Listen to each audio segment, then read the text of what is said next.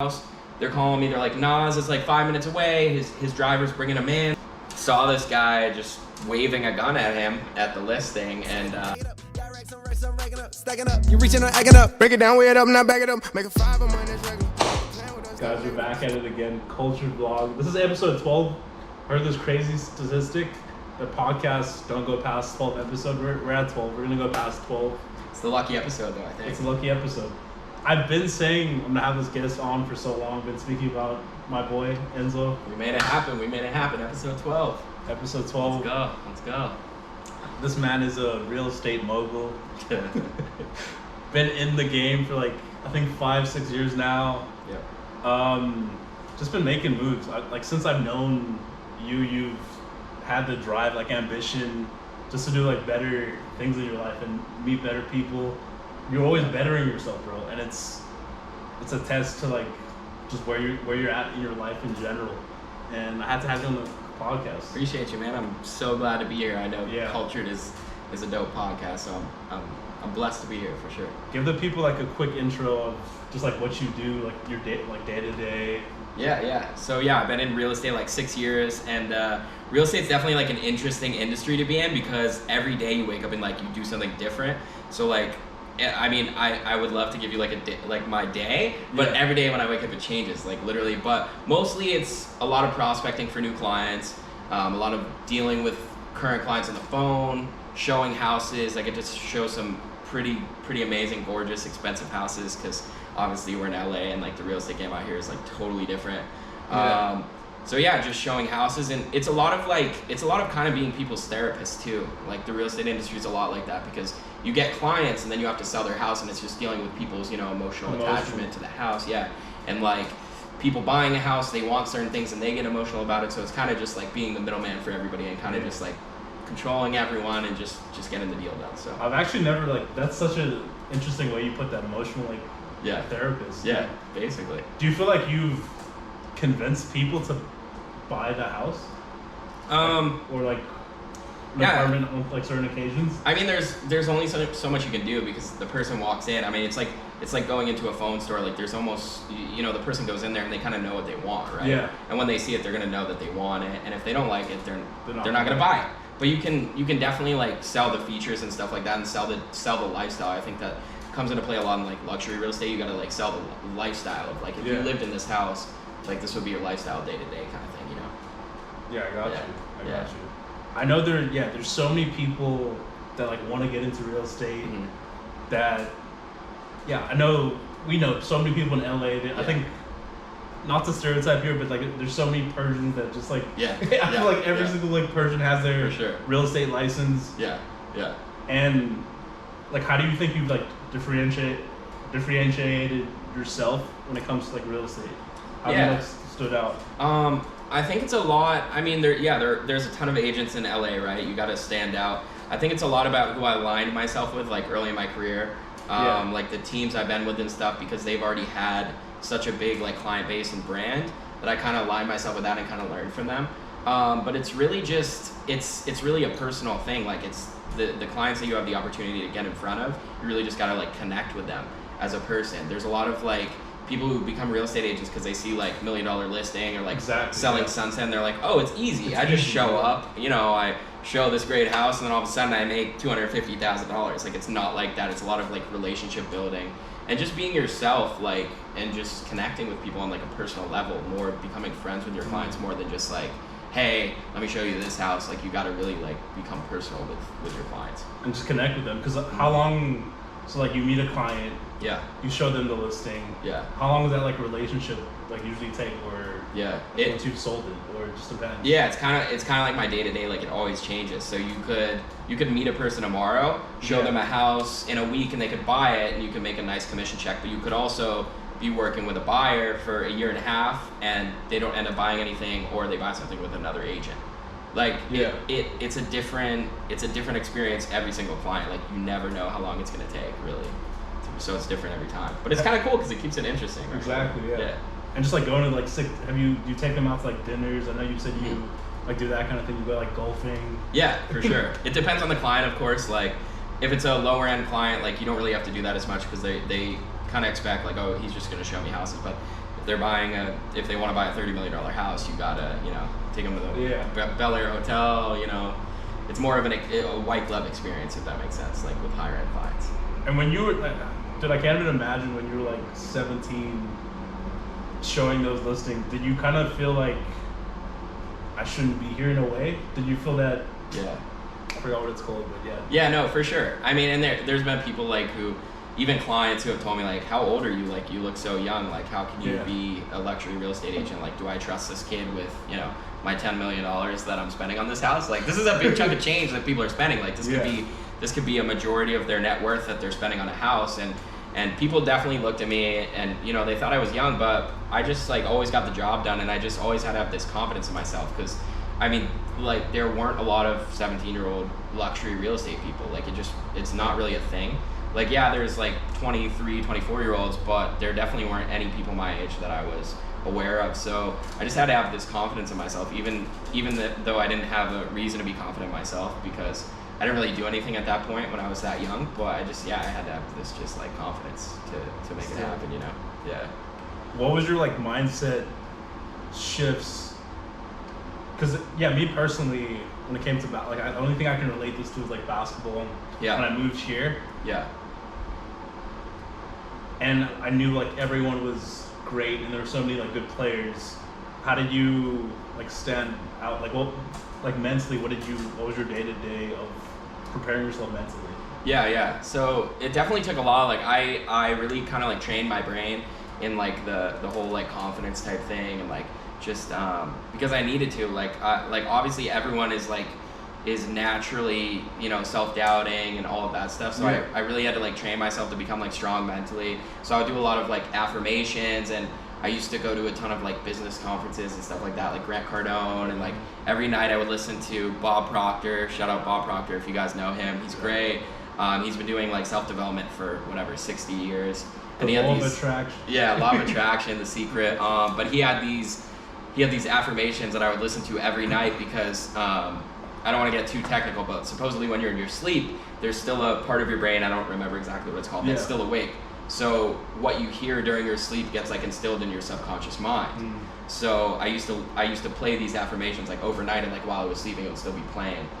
I don't know if it worked, but it definitely helped my mindset, like just doing all of that. Do you still do that stuff? I don't really anymore, just because I got my mindset to a place to where I was like happy, and now it's just so like habitual that I don't really need to like go through the repetition type stuff anymore, because it's just kind of like built in now, because I just did it for so long. But it's definitely a great idea if you haven't done that to do that, for sure. Yeah. What's like a mindset thing you do now when you're feeling down?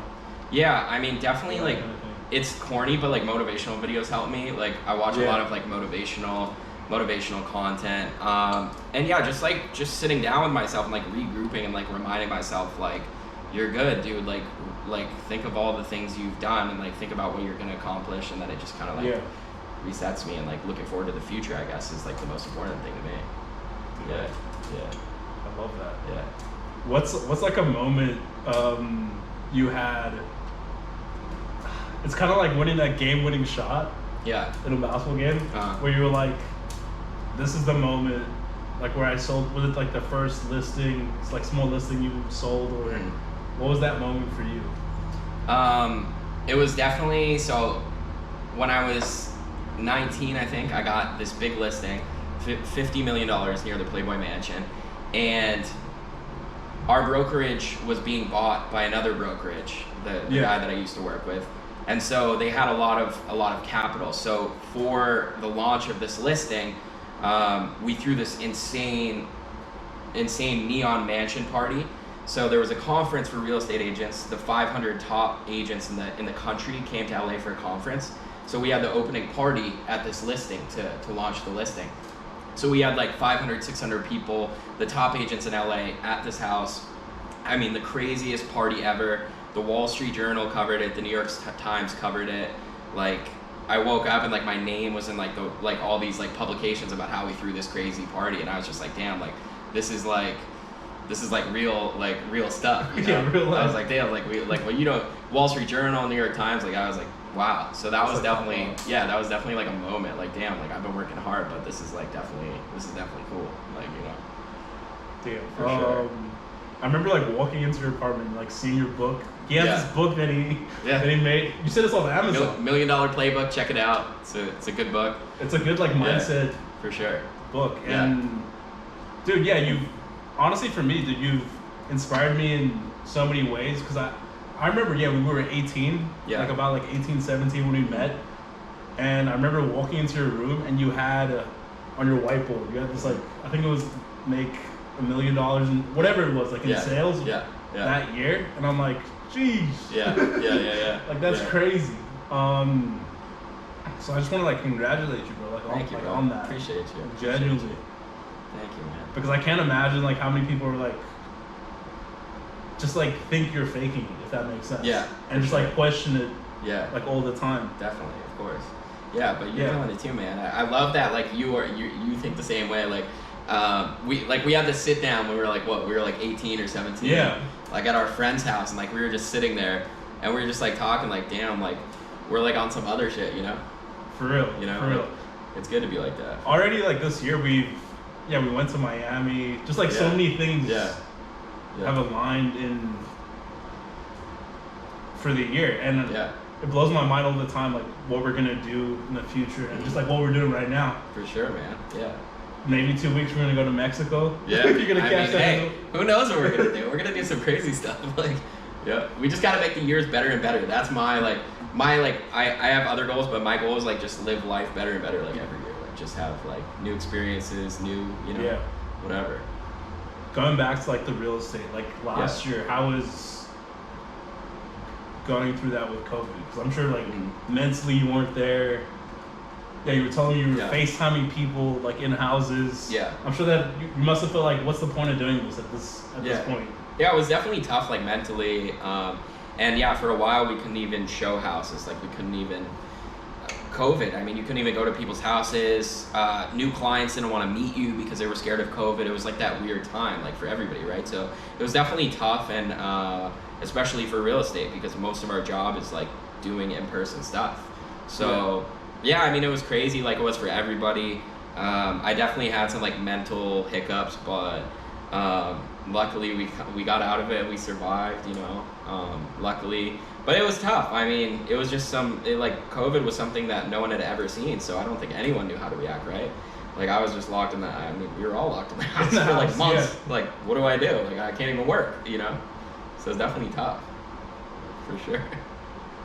Were you, speak about like crazy like real estate like stories. I think you were telling me that story about you sold, like, I think you sold the listing, and then 10 days into it. Yeah. The guy just did some crazy stuff, and then So this was like mid COVID, I think, or it was maybe May or June of that whole COVID thing. So this guy came to the house like 3 times, loved the house. He's like, all right, I'm gonna buy it. So we get an escrow, which is basically a period of 30 days usually that people can do their inspections. They haven't technically bought it yet. They can still back out of the deal. Yada, yada, yada. So he gets an escrow, and I'm like, okay, we're going to close this. Like, this guy loves this house. He's not going to back out. So about 10 days in, this guy proceeds to tell us that all of his money is parked in the stock market. And at that time, I don't know if everybody remembers that, but that was when the stock market like totally it just went down. So he comes to us and he's like, hey guys, so unfortunately, all my money was in the stock market. Not going to be able to pull through with this purchase. Sorry. Backs out of the deal. We're like, damn. Like, it's always the worst. Like, you work so hard, you're like, you can see the check in your future. You're like, this is how much I'm making, and then boom. Like, the guy leaves. So this other guy writes an offer. We get an escrow again. This guy backs out. We're like, oh, great. So then all of a sudden the stock market goes back up. The first guy that bought it, who lost his money in the stock market, comes back and he's like, hey, stock market's back up. Let's do it again. So that guy ended up buying it. That was, that was a whole roller coaster. But he finally bought it, and he lives there now. So that was definitely crazy. If you want to hear another crazy story, I got another crazy story. Yeah, go into. So this was that $50 million house that I was talking about that we threw the party at. Yeah. So Hope Living, I don't know if you guys have heard of it. It's like a magazine for like interior design and like real estate. So they were working with Nas, the rapper, the legendary rapper. So they're like, all right, we want to get Nas at a shoot at your listing. You can be there, like we'll feature you in the article with him, whatever. So I'm like, great. So this owner was a little crazy / difficult. Just, I mean, the guy had crazy money, so he just did whatever he wanted. So we set up the shoot. I'm there with Haute Living. They're, decorating the whole house. They're calling me. They're like, Nas is like 5 minutes away. His driver's bringing him in. The whole Haute Living people. There's 30 crew members. My owner drives in before Nas gets there. He's like, what the F is this? And I'm like, what are you talking about? we scheduled the shoot. Like, we have Nas, the rapper, coming here. They're going to do like a cover page of Haute Living magazine. He's like, no, you told me that was next week. And I'm like, no, like I specifically told you it was today. Anyways, my client has a mental breakdown, starts like taking all the stuff that these people brought in, throwing it out in the front driveway, tells everybody, you have to get the F out of my house right now, kicks everybody out. Nas pulls up. He's like, you need to leave right now. Like, this is Nas we're talking about. This guy's like a legend, like celebrity legend. Like, he tells Nas he needs to get the F out of the house. Literally kicks out the whole house. Everybody's looking at me because, of course, I'm the guy that coordinated it. They're like, what the heck, dude? Like, this is like catastrophic. Like, we have Nas, like, who came. Like, you're wasting his time. Like, it was a whole thing. And I never lived that down. I mean, that was the worst day of my real estate career. Like, I had to literally tell Nas that he had to leave the property when he had a shoot like scheduled. And I think that kind of ruined our ties with the Haute Living magazine. Dude, go into the story about you told me about the guy who I think you said he bought the house and he had a gun with him. Like, he got like completely wasted. No, he was renting. He was renting the house. Oh yeah. So that was a friend of mine. It wasn't my listing, but yeah, this guy rented this house, and and like one of the workers showed up and just saw this guy just waving a gun at him at the listing, and I mean, you never know what you're gonna run into. You never know what you're gonna especially run into. in LA. Yeah, especially in LA. I mean, people do some weird things here. So what happens? Like, so the guy that was renting, he gets kicked out, obviously, right? Yeah, I mean, it's like a case by case thing. Like, it kind of just depends. Like, I don't know what happened specifically with it, but but you run into that stuff a lot, surprisingly. Yeah. Just like even like from a point of like commission, would you lose commission if he got kicked out? No, because if it's like a rental, for instance, you get paid like right when they move in, so you wouldn't. Oh, you wouldn't. I mean, they could there could be a lawsuit where they could try to take back your commission, but yeah, you got to be careful for sure. Yeah. Lawsuits all over the place. Has that like happened to you before, like where you sold something and then you lost your commission, or they try to take it back? Almost. That almost just happened to me with a big lease. I'm not gonna. Yeah. I can't. You don't have to go into details. Yeah, but that almost happened to me, but not yet. Thankfully. Not yet. No, that's huge. That's huge. Yeah. I can't even imagine, bro. Like, that would stink. Because imagine you spent the money. Like, imagine you spent the money and then you got to come out of pocket $30,000. You know, that would be rough. No, that's thankfully, knock on wood, that hasn't happened to me yet. Even bro, I think one of my friends, I think Kenny, you know Kenny? Yeah, Kenny. Yeah. He was telling me about like people being shady, like in the industry, just like taking your commissions and for sure, like all that kind of stuff. Yeah. Like, how do you choose who you're like friends with, or just it comes with time? Yeah, it comes with time. Like, you kind of got to develop this kind of inner sense of just like people. Like, you got to be able to kind of judge. Yeah, you got to be able to judge. Like, can I trust this person really? You know what I mean? Yeah. But luckily in real estate, there's a lot of like contracts that can control you being screwed, if that makes sense. So like, to give you an example, we do this thing called off-market properties a lot in real estate, where it's not online, it's not on public view, but agents will have an off-market listing, which a lot of wealthy people like to see because it's exclusive. Like, not everybody can see it online, so not everybody's going to see the house. So it's a very exclusive thing. But what can happen is, when you have an off-market listing, you don't always have a listing agreement, which is the agreement that says you're representing the seller if the house sells. So you technically don't have a contract that says you're going to get paid commission, in a sense, basically.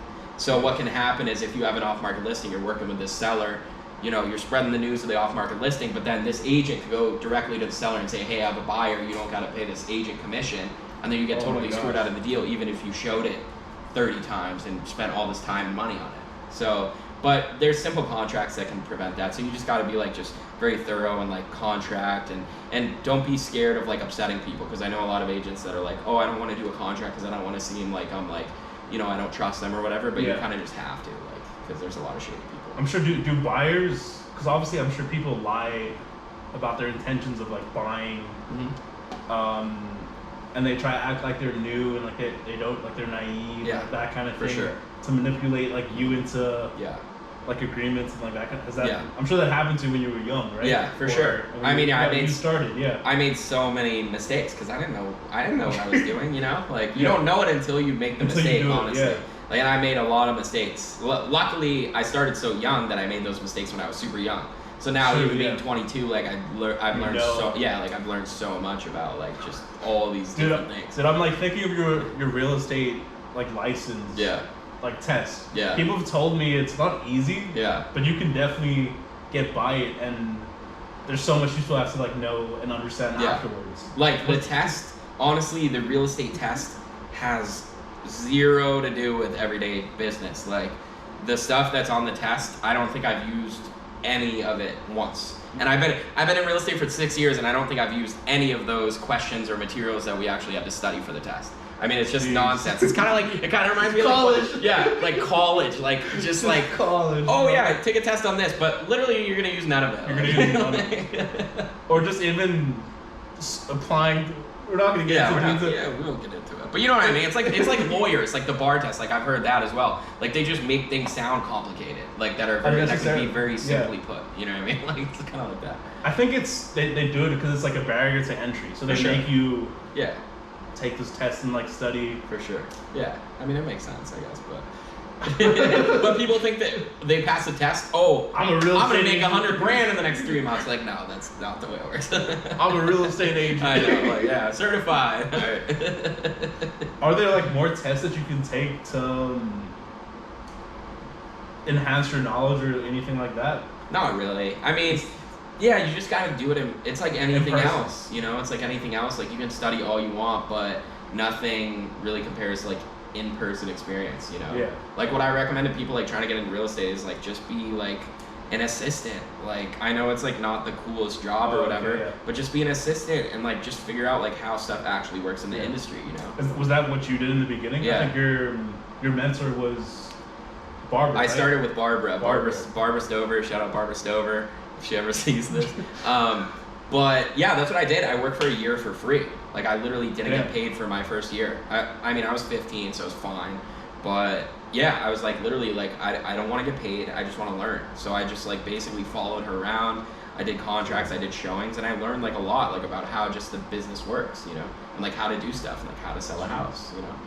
I think to like most people that would sound crazy. Like you're wasting time, but I think would you say it's like paid off?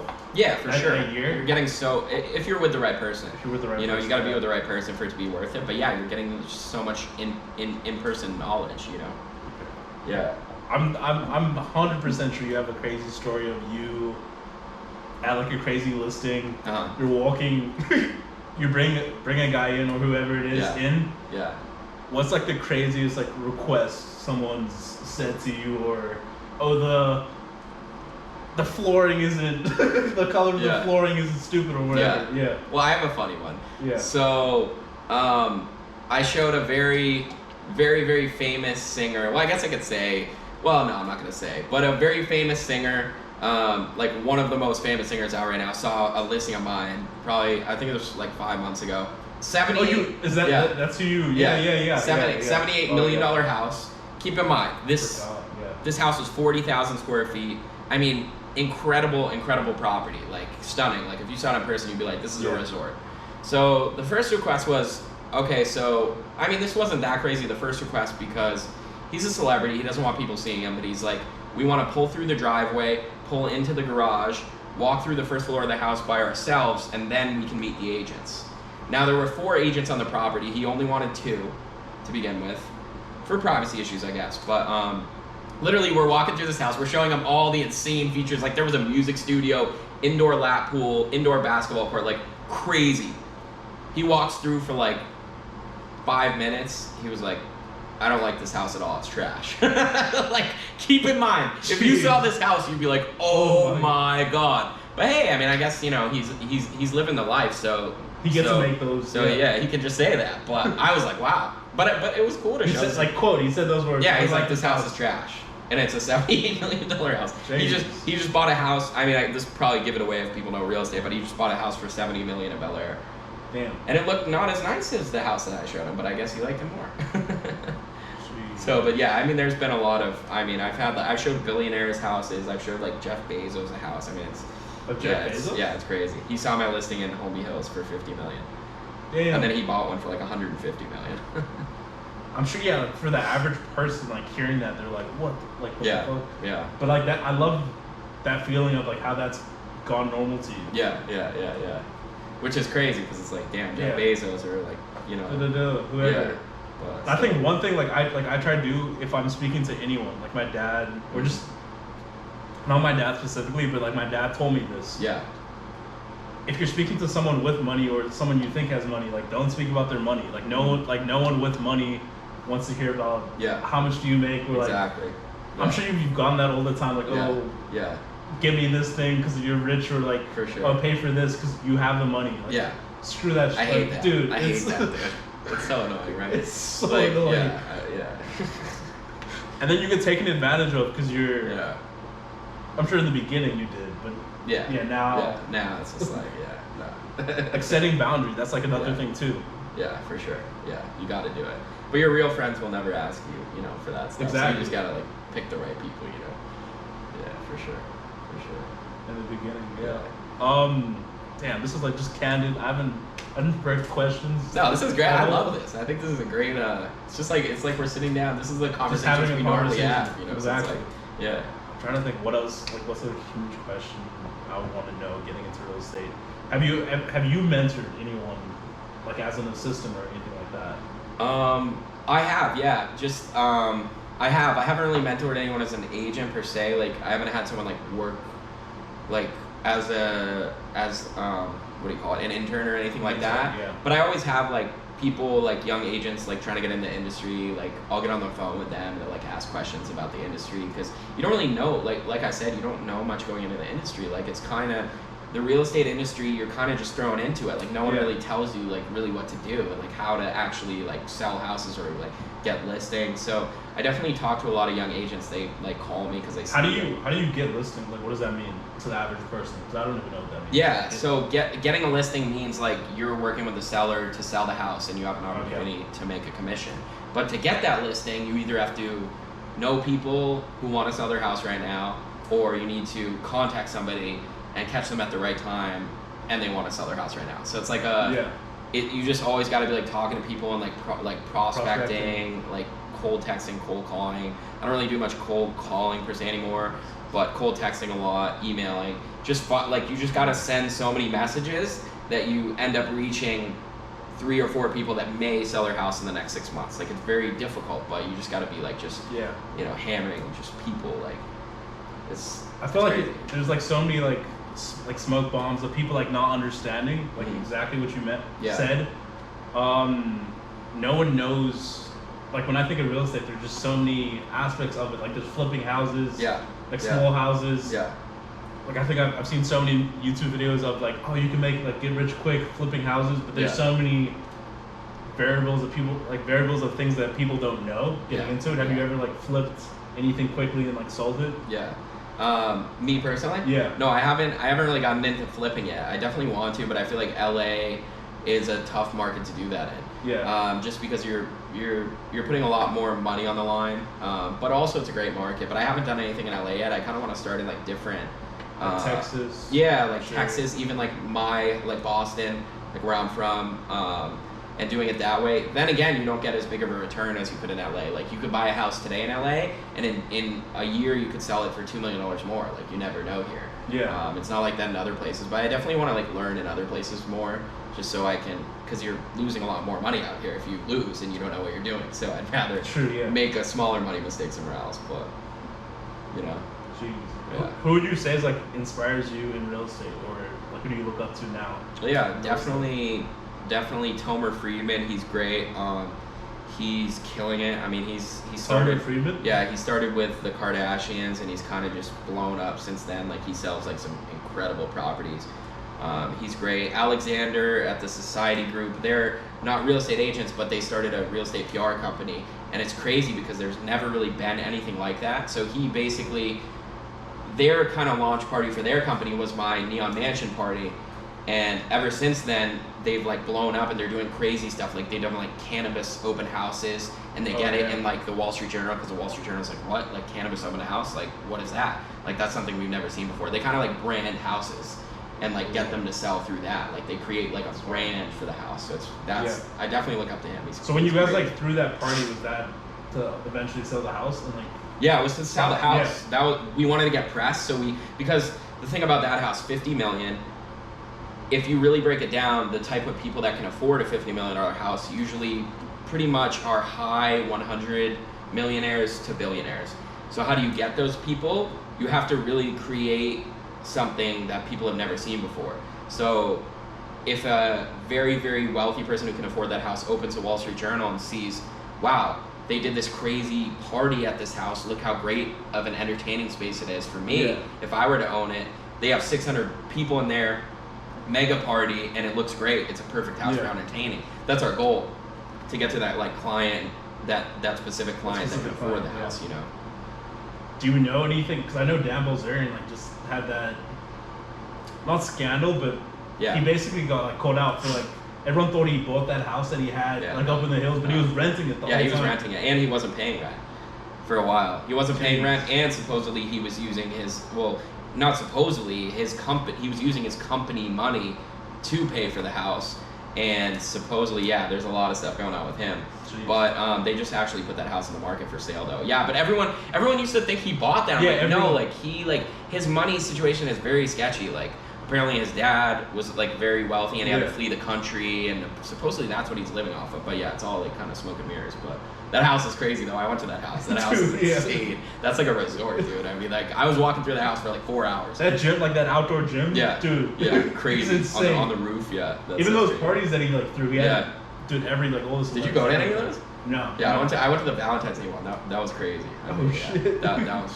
Dude, even getting in, apparently there was like a shuttle, so it was like obviously it's up in the hills. Shuttled up, and you had to like get shuttled up. Yeah, and the wristbands and like crazy. People like try to like sneak into like those parties. And yeah, crazy.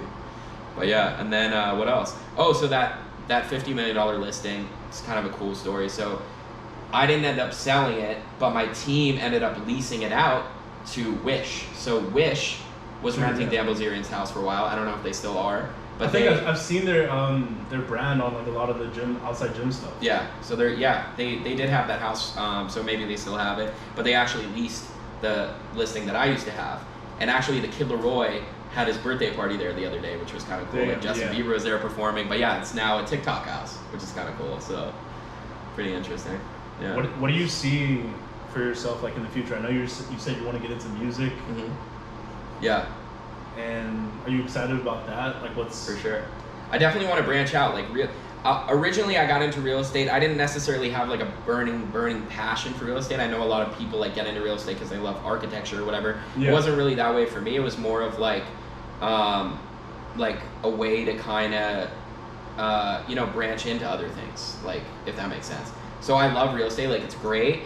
I also want to, like, on my real estate end of things, I want to make it cool. I feel like real estate, a lot of, like, when people think of real estate, they think about old Jim. He pulls up in his suit and he's all salesy, like he's trying to sell a car, trying to sell you a house. Like, I don't want to be that. I want to be that cool young guy who you can actually relate with, and like who's going to give you advice on other stuff, like this cool furniture, like what you can do with the house for like entertaining and stuff like that. So I try to do that a lot in real estate. Definitely want to do music, and luckily, like, real estate gives you the ability to make, like, good money so that you can do other things like that. Like, music takes a lot of money.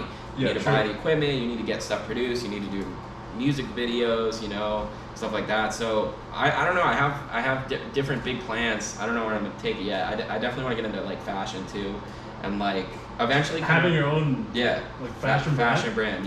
So, damn, love that. And I'm kind of still thinking about it in my head, like, it's very complicated to think like that far into the future, but kind of like to make it all like a conglomerate, like if that makes it like a one under brand. one brand, yeah. One brand, but So like it would be like Enzo Enterprises. Yeah. I know you're. Yeah, and the real estate company would have the same vibe as the fashion company, Yeah. and that would all tie in with like my music image as an artist. So it all just connects. If that makes It all sense. just connects. Yeah.